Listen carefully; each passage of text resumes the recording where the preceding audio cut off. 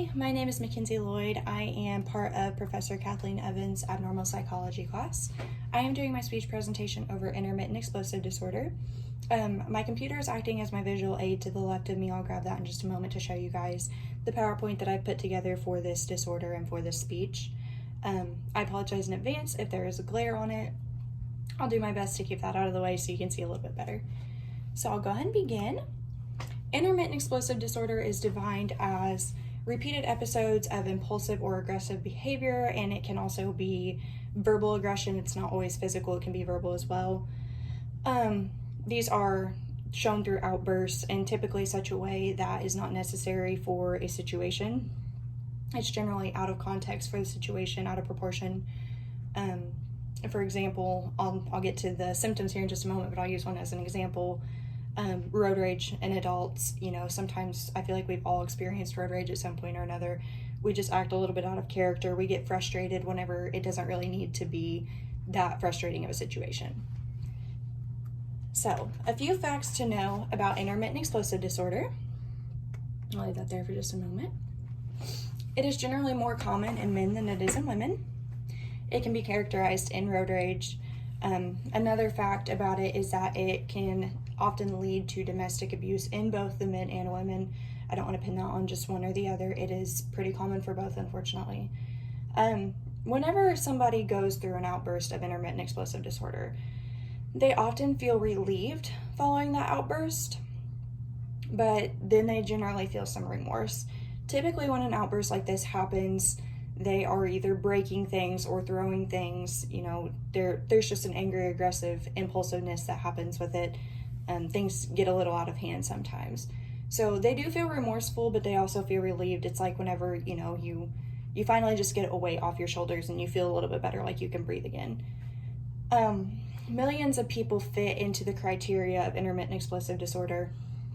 It's very common. It needs to be diagnosed by a medical professional or a therapist. So it would need some evaluation, such as a physical evaluation and a mental evaluation. But there are millions of people that could fit into the criteria for this.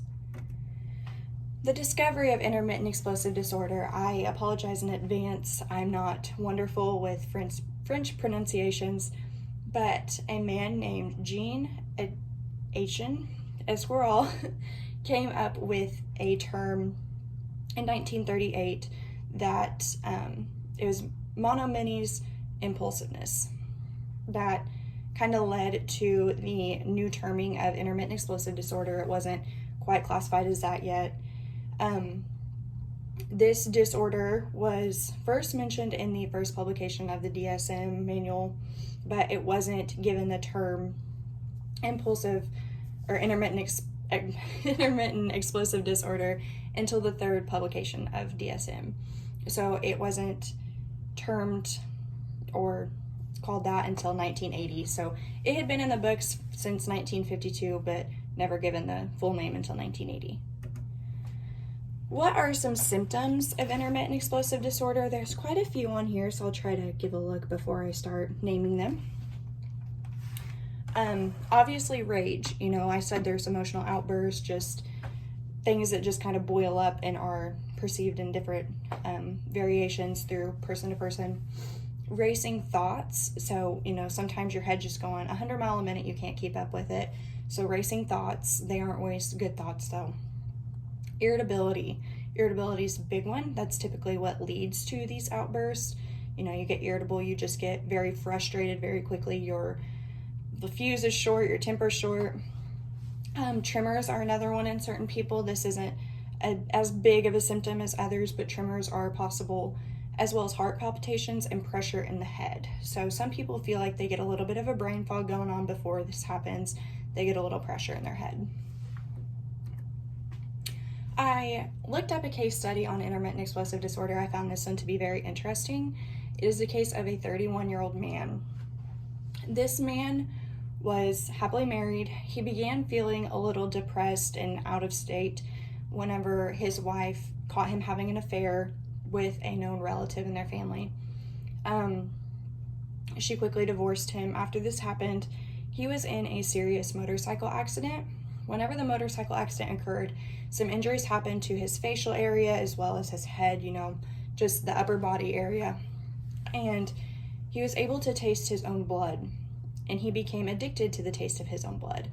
Another characterization in certain people is self-harm, and in this man's case, it's definitely one of the characterizations. After he became obsessed with the taste of his own blood, he began inflicting wounds upon himself. He would cut his wrists, his arms, anywhere that he could cut, the bottoms of his feet even, anywhere that he could cut that he would be able to taste that blood or to get that blood in order for him to feed his newfound addiction, I guess you could say. So he was acting very impulsive with this. He became increasingly agitated.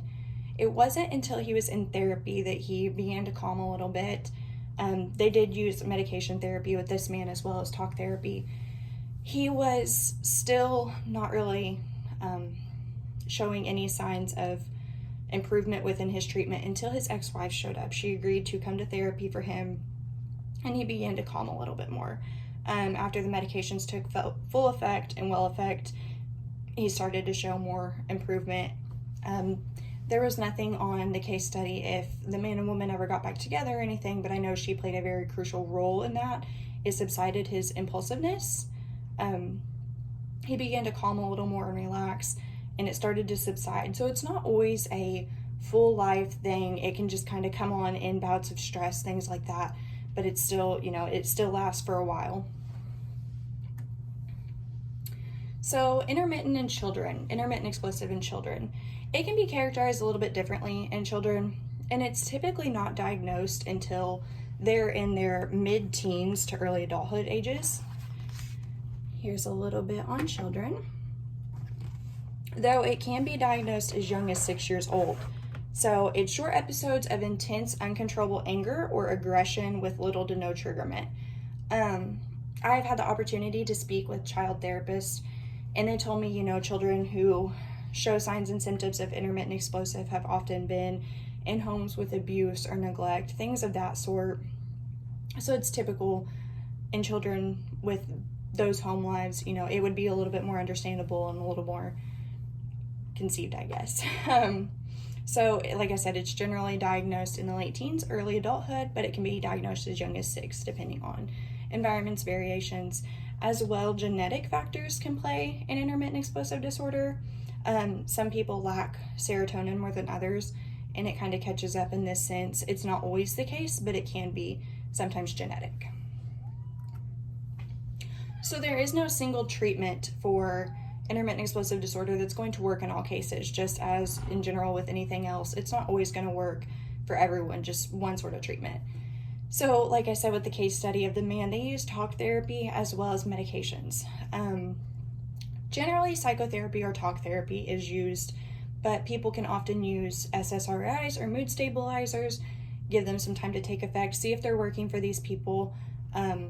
Some statistics show that it works very well for people. Others, it doesn't always work as well. It just depends on the person, and each case is very unique. So there's a slide on that. And that will pretty much conclude my speech over intermittent explosive. I tried to go through everything important, talk about the treatments and all of that sort, so thank you very much.